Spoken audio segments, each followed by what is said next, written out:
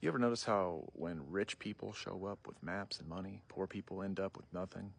Yeah, well, that's how the US treated Mexico in the late 1800s.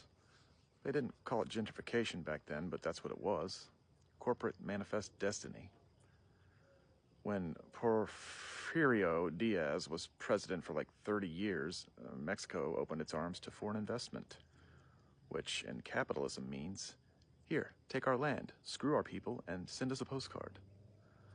American businessmen, real greedy bastards in three-piece suits, came down with deeds in one hand and railroad tracks in the other.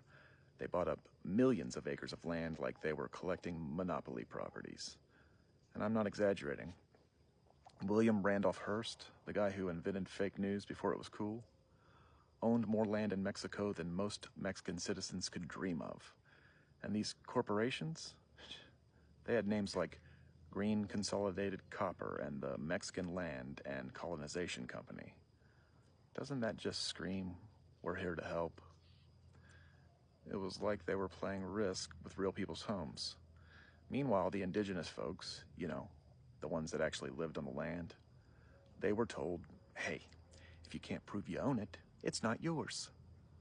Well, guess what? Most of them didn't have paperwork, they had ancestors. And the government said, tough shit. So all these peasant farmers got pushed off the land they'd worked for generations and replaced with gringos growing cotton for export and cattle for gringo beef.